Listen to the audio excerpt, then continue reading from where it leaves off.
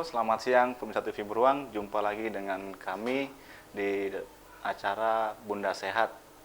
Tema kali ini kita akan membahas mengenai induksi alami bersama saya Muhammad Irfan dan Bidan Neni. Pemirsa TV Beruang, apa yang Anda rasakan saat kehamilan Anda memasuki minggu ke-35?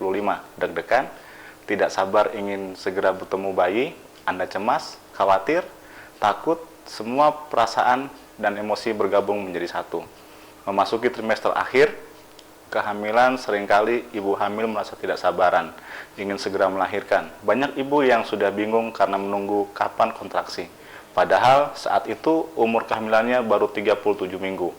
Bahkan beberapa dokter pun menjadwalkan untuk menginduksi atau melakukan sesar di usia 38 minggu dengan alasan yang berbagai macam. Untuk lebih jelasnya dan lebih lengkapnya mengenai tema kali ini, induksi alami, kita akan bahas dengan Bidan Neni. Assalamualaikum Mbak Neni. Waalaikumsalam Mas Irfan. Mbak Neni, sebelum kita masuk mengenai induksi alami, kita mau ngebahas itu, bagaimana sih dan mengapa persalinan itu mesti diinduksi? Ya sebelumnya kita harus tahu dulu bahwa persalinan normal itu sebenarnya di usia 38 sampai 42 minggu. Biasanya kalau lewat dari 40 minggu itu sudah mulai ada saran untuk dilakukan induksi agar bayinya segera lahir karena takut kondisi janin nanti jadi nggak sejahtera di dalam. Biasanya sih begitu.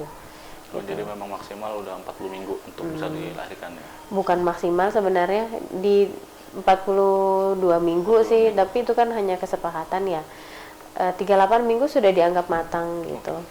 40 minggu itu dari haid terakhir itu biasanya dihitung 40 minggunya itu adalah taksiran persalinan. Tapi sebenarnya yang tepat lahir di 40 minggu itu hanya 5%.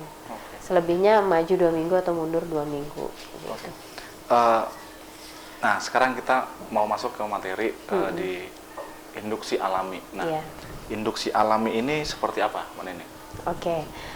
Induksi alami itu namanya induksi ya, kita berusaha untuk memancing si kontraksi tapi secara alami tanpa obat-obatan sintetis atau buatan Kimia gitu ya? Kimia gitu. Karena sebenarnya yang dilakukan induksi dari kimia atau sintetis itu sebenarnya yang dia masukkan adalah hormon oksitosin. Hormon oksitosin itu adalah hormon yang untuk merangsang kontraksi selama persalinan. Itu ada dalam tubuh kita yang akan dirilis pada saat kita happy, bahagia gitu. Yang diinduksikan itu adalah oksitosin sintetis atau buatan. Nah, kita harapannya dengan induksi alami ini kita bisa rilis oksitosin alami yang memang sudah ada dalam tubuh kita dengan berbagai macam cara gitu. Makanya dikatakan induksi alami. Berapa lama sih bayi di dalam tubuh itu memerlukan waktu untuk tumbuh dan berkembang gitu? Maksimal berapa gitu? Maksimal. Jadi untuk persalinan ini sebenarnya nggak ada harga mati ya. HPL itu bukan harga mati karena rahasianya itu rahasia Tuhan gitu. Soal lahir, hidup, jodoh itu semua sebenarnya rahasianya Tuhan. Jadi kita itu hanya namanya juga taksiran ya. Dianggap matang di 38 minggu itu sudah matang gitu. Artinya kalau dia hidup di luar dia sudah aman gitu. Kalau misalkan di 40 minggu itu pas matang-matangnya gitu. Lewat dari 40 minggu biasanya dianggap HPL, lewat HPL, lewat dari hari perkiraan kelahiran. Tapi memang karena tepat 40 minggu itu hanya 5%, kebanyakan juga lahir tuh mundur. Kalau maju yang 38, 39 tuh biasanya sih ibu-ibu nggak masalah ya. Cuman kalau sudah lewat dari HPL biasanya mereka sudah mulai galau, padahal udah dibilang HPL tuh bukan harga mati gitu. Kalau 41 minggu belum lahir udah mulai galau. Sementara si oksitosin tuh nggak akan keluar kalau galau ibunya. Semakin dia galau semakin lama proses persalinannya berlangsung. Semakin gitu. sakit. Semakin sakit mungkin juga karena dia stres kan, tegang otot di tubuhnya. Jadi kalau dibilang maksimal, banyak sih klien-klien kita yang 43 minggu lahir air ketuban bagus, semuanya bagus gitu. Jadi nggak ada harga mati sih. Baik, pemirsa TV Beruang, Anda dapat bergabung di line interaktif kami di 0821 50725877. Kita akan membahas mengenai tips dan trik induksi alami. Ya. Kita akan bahas itu nanti ini setelah commercial break. Tetap di TV Beruang.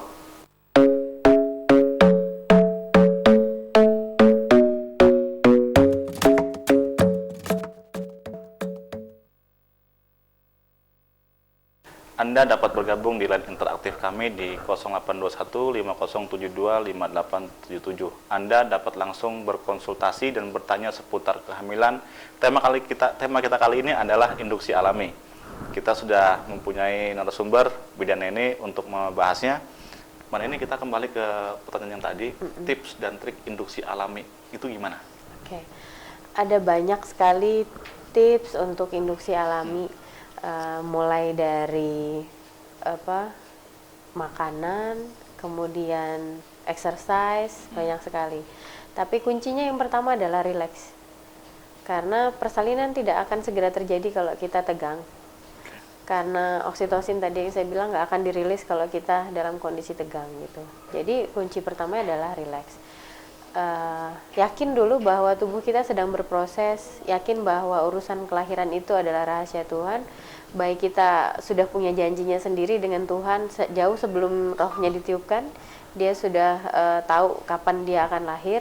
Artinya kita cukup percaya dulu sama tubuh kita, percaya dulu sama bayi kita kapan dia akan lahir sesuai dengan waktu yang tepat. Kemudian kita bisa lakukan hal-hal yang menyenangkan supaya harapannya oksitosin bisa dirilis. Contohnya melakukan spa.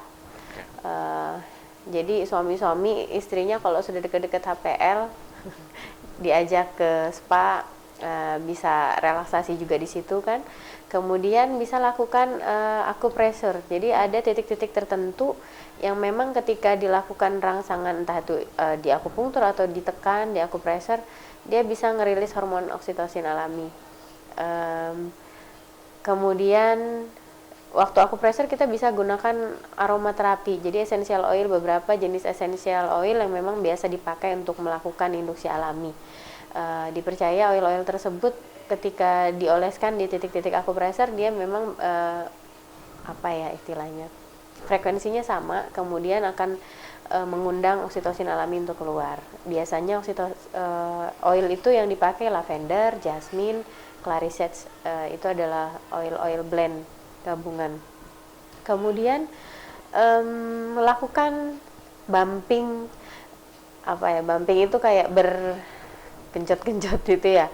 Jadi biasanya saya sarankan klien-klien itu justru banyakin naik motor kalau sudah deket-deket HPL. Terus cari gundukan batu-batu. Karena itu juga selain merangsang kontraksi, dia juga akan bikin kepala bayi makin turun gitu. Bukan dihindari, jadi kalau ada polisi tidur tabrak aja.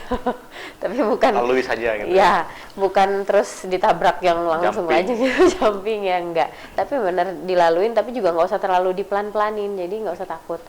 Kemudian penambahan diet, buah-buahan tropis beberapa itu bisa melunakkan mulut rahim dan kadang juga merangsang kontraksi alami, termasuk nanas, kemudian buah kiwi, kemudian buah durian. Ada beberapa yang merasa buah sirsak juga berefek. Tiap tubuh beda reaksinya. Kemudian minyak jarak, mungkin agak susah kalau di sini nyarinya. Castor oil biasanya kalau yang umumnya. Tapi reaksinya kalau castor oil memang langsung. Cuman ada efek diare kadang-kadang. Tapi bukan diare yang sampai dehidrasi, bukan juga. Kemudian yang paling tokcer adalah ML. Jadi biasanya kita sarankan 2 hari sekali minimal. Kalau sudah di atas 37 minggu, 2 hari sekali itu PR-nya buat bapak suami. Jadi itu induksi alami yang paling menyenangkan. Cuman biasanya kalau deket-deket HPL, suami-suami udah agak takut, istri-istri juga agak malas. Tapi demi sebenarnya supaya segera lahir nggak masalah, itu lakukan karena oksitosin alami akan dirilis. Kemudian dalam sperma suami itu ada prostaglandin, itu yang akan melunakkan mulut rahim. Jadi kalau mulut rahim sudah melunak, dia akan kirim sinyal ke otak untuk mulai ngerilis oksitosin. Jadi kontraksi biasanya juga sudah mulai muncul gitu. Oke, Mbak Neni, ada filosofi bahwa bayi punya waktunya sendiri untuk dilahirkan. Ini filosofi dari mana nih? Filosofi dari mana? Jadi seakan-akan kita membuat mindset bahwa bukan kita yang kemudian mau Iya. mengeluarkan si bayi, tapi bayi emang keluar dengan sendirinya. Filosofi dari mana? Ih, menarik banget. Filosofi percaya Tuhan. Jadi gini, bidan, dokter itu bukan Tuhan. Oke. Jadi kami hanya bisa mendampingi perpanjangan tangan dari Tuhan mungkin ya. Tapi urusan kelahiran, kehamilan, kematian itu mutlak rahasia Tuhan. Kapan dia akan lahir? Selama denyut jantung bayi normal, kondisinya sejahtera. Yang penting terpantau, bukan ngotot aja ini nggak lahir-lahir terus. Ngotot kan ada beberapa sebab, mungkin nggak lahir karena stres gitu ya. Ya memang harus rilis dulu stresnya supaya oksitosin alami keluar. Atau karena bayinya besar sekali, jadi memang perlu waktu lebih lama untuk kepalanya turun. Jadi itu memang perlu kerjasama antara ibunya, kemudian tenaga kesehatannya. Jadi bukan si ibu ngotot sendirinya, tenaga kesehatan juga memaksakan teorinya gitu. Benar-benar harus saling kerjasama. Jadi dekat-dekat HPL justru memang harus lebih sering periksa, minimal seminggu sekali untuk cek denyut jantung dengan gerakan bayi gimana gitu, sejahtera apa enggak dia, bukan nunggu-nunggu di rumah aja tahu-tahu bayi nggak bergerak. Nah itu juga bahaya gitu. Pasti terus diperiksakan secara kontinu.